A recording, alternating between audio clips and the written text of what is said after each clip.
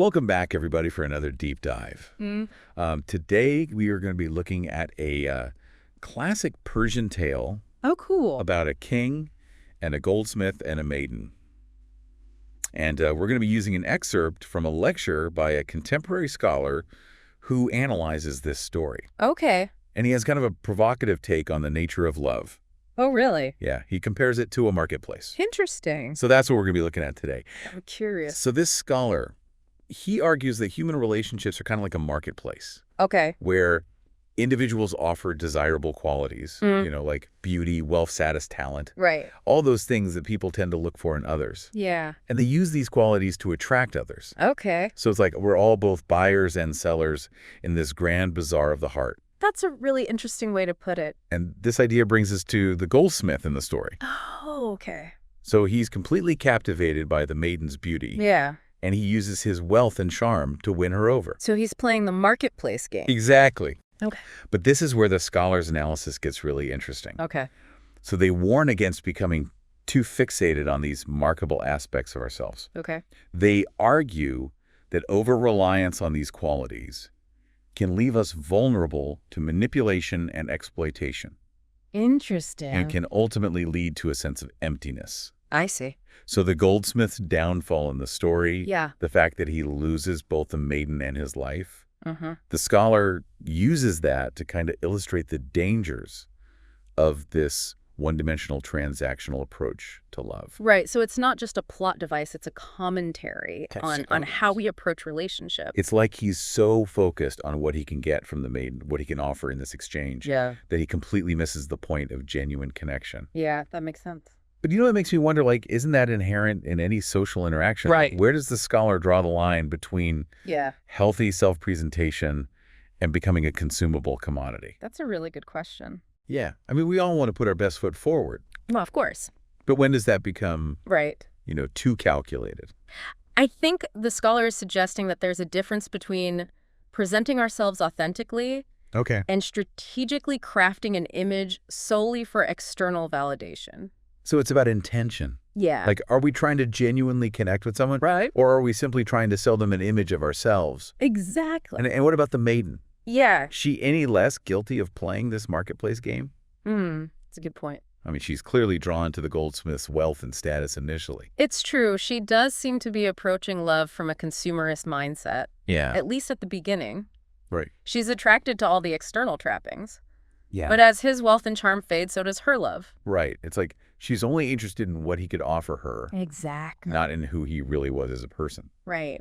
Okay, so I'm really seeing how this marketplace analogy plays out in their relationship.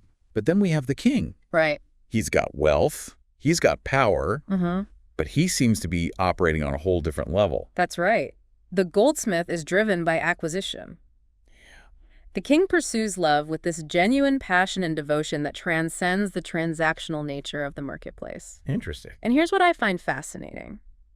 Even after the maiden loses interest, the king remains devoted. So he's not just a lovesick fool blinded by her beauty. Not according to the scholar. Okay. They see the king's love as a more mature, selfless form, a stepping stone to a higher understanding of love. This is where I get a little lost. Okay. Like, if even the king's love isn't the ideal, then what are we striving for? Right. The scholar mentions later that the king's affections eventually shift towards a spiritual healer. Yes. Is that what the scholar sees as a more balanced form of love? I think that's where the concept of the inner marketplace comes into play. The inner marketplace? Yeah, instead of focusing solely on external validation, the scholar suggests that we need to cultivate qualities that go beyond our outward persona. So instead of constantly trying to acquire love and approval from others, we should be focusing on our own inner development. Exactly. Okay, but what does that actually look like? Right. What are these deeper qualities the scholar keeps hinting at? Yeah. And how do we cultivate this inner marketplace in a tangible way? That's a great question. Yeah? And I think that's something we should definitely explore further. Definitely. Yeah. All right, so let's take a quick break and then we'll come back and delve into that. Sounds good. So it feels like we're talking about two different worlds here, right? The external marketplace, where we're all trying to attract and be attracted. Yeah. And this inner marketplace where the true work happens. Right. But how do we reconcile these two? It can't be about rejecting the external world altogether, can it? No, I don't think the scholar is advocating for complete withdrawal from relationships. It's more about cultivating a certain level of self-awareness. So being mindful of the marketplace dynamics. Yes. But at the same time, working on our inner selves. Exactly. Okay, so that brings us back to those deeper qualities we were talking about. Right. What are those things that we should be cultivating? Yeah, instead of obsessing over, our Instagram likes or the size of our bank accounts. Right. The things that the world tells us are important. Exactly. Yeah. We should be focusing on developing, empathy. Yeah. A deeper understanding of ourselves. Right. It's like shifting our investment strategy. Yes. From external validation to inner growth. I like that. Yeah. But isn't there a danger of swinging too far in the other direction? How do you mean? Well, what about the idea that healthy relationships require a certain degree of self-presentation? Okay. If we're constantly focused inward, are we risking neglecting the needs of our partners or potential partners? That's a valid concern. Yeah. I don't think the scholar is advocating for complete self-absorption. But it's about finding a balance. Right.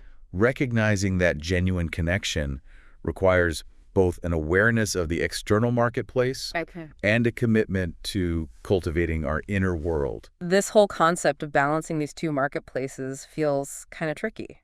I agree. Do you think the scholar provides any clues on how to actually achieve this balance? One thing that stands out to me is the scholar's emphasis on the king's move towards the spiritual healer. Okay. It wasn't about rejecting romantic love entirely, right, but about seeking something deeper.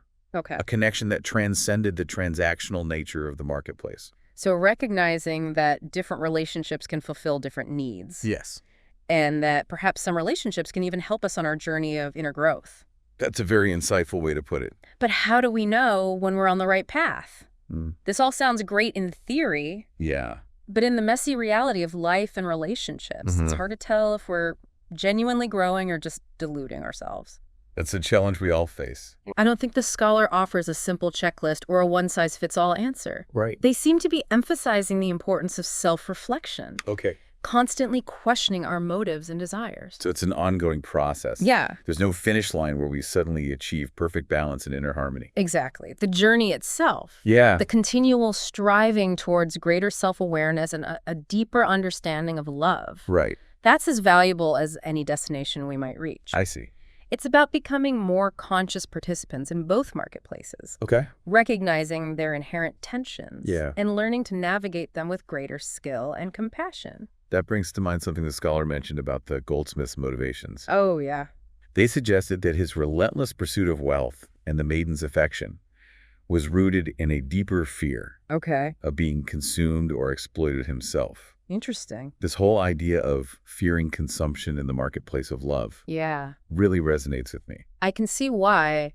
It speaks to a very human fear. You know, the fear of being objectified or reduced to a mere commodity in the eyes of others. And in a world obsessed with image and external validation. Absolutely. Where we're constantly bombarded with messages about what we should be, how we should look, what we should achieve. It's easy to feel like we're being consumed by the marketplace. Exactly. Yeah. And that's why I think the scholar's message is so timely and relevant. I agree. They're reminding us that we have the power to choose how we participate in the marketplace. Yes. To cultivate inner qualities that go beyond the superficial and connect with others on a deeper, more meaningful level. Exactly. But how do we even begin to do that? Right. What concrete steps can we take to shift our focus from external validation to inner growth? That's the big question. So it feels like we've been circling around this idea of inner work, but I'm still not sure what that actually looks like. Oh, yeah. Yes. Is it about meditation? Oh, yeah. Therapy?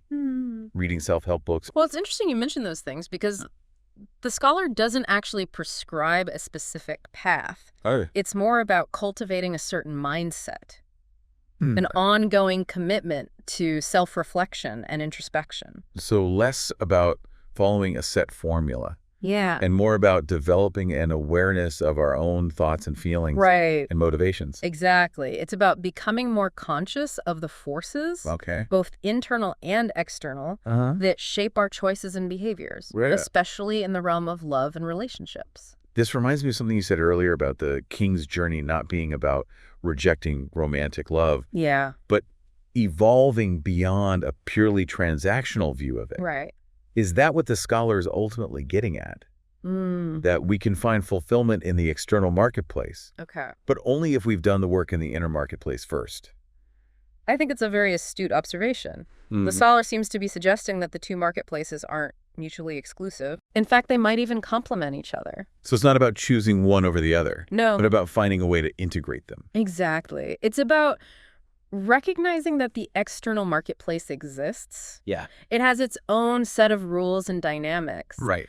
But not allowing ourselves to be consumed by it. Okay. You know, the king's ability to move from this passionate yet ultimately transactional love with the maiden to a deeper connection with the spiritual healer suggests a certain level of mastery over both the inner and outer realms. So it's like we need to develop a discerning eye. Yes. A way to evaluate our own desires and motivations within the context of both marketplaces. That's a great way to put it. And this discernment, this ability to navigate both worlds with awareness and intention, is something we can cultivate over time through conscious effort. Well, this has been such an eye-opening conversation. You've covered so much ground, from the transactional nature of love to the importance of inner growth, to the idea that fulfillment can be found in the integration of both the external and inner marketplaces. It's been a fascinating exploration. It really has. And I hope our listeners have found it as thought-provoking as I have. I think they have. The scholar's analysis, while rooted in this ancient tale, offers insights that are incredibly relevant to our modern lives. Absolutely. And as we wrap up this deep dive, I'd love to hear what stood out to you the most. Let me think. What resonated with you most deeply? You know, for me, it's the idea that love isn't a static state, but a journey of continual growth and evolution. It's about moving beyond the superficial and embracing the complexities of both ourselves and others. And it's a journey that requires courage, compassion, a willingness to confront our own fears and insecurities. I agree. But ultimately, I think it's a journey worth taking. Beautifully said. Thank you. And I think the scholar would agree. They remind us that the journey of self-discovery, while challenging, can lead to a more profound and lasting form of happiness and fulfillment. Absolutely. And that's a message worth holding on to, both in our personal lives and in our interactions within the grand marketplace of human connection. I agree. Until next time, fellow deep divers, keep exploring.